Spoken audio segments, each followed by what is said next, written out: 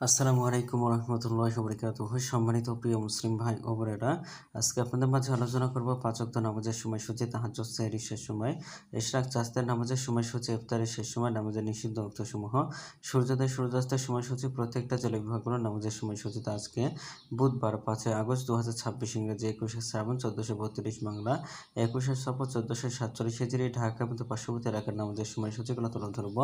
তারপরে অন্যান্য জেলা বিভাগগুলোর নামাজের সময়সূচিগুলো তুলে ধরবো। তো যেখানে ভিডিও দেখছেন অবশ্যই আপনারা কমেন্টের মাধ্যমে জানাবেন। আজকে ঢাকার মধ্যে পার্শ্ববর্তী এলাকার ফজরের নামাজের রক্ত শুরু হবে 4টা 8 মিনিটে, শেষ হবে 5টা 27 মিনিটে।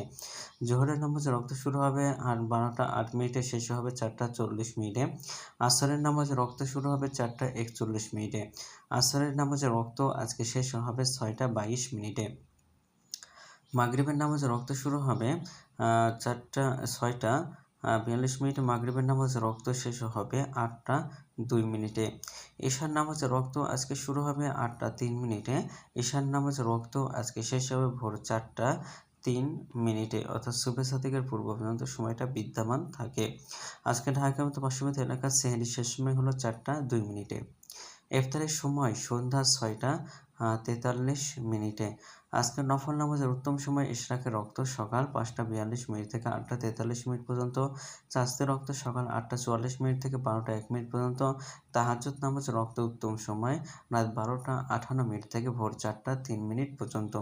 নামাজের নিষিদ্ধ অক্ত হলো 3টার সময়, সকালে 5টা 28 থেকে 5টা 41 মিনিট পর্যন্ত, দুপুরে 12টা 2 থেকে 12টা 7 মিনিট পর্যন্ত এবং সন্ধ্যায় 6টা 26 থেকে 6টা 39 মিনিট পর্যন্ত। এছাড়াও ঢাকার মতো পার্শ্ববর্তী এলাকার নামাজের সময়সূচি এখন আলোচনা করব।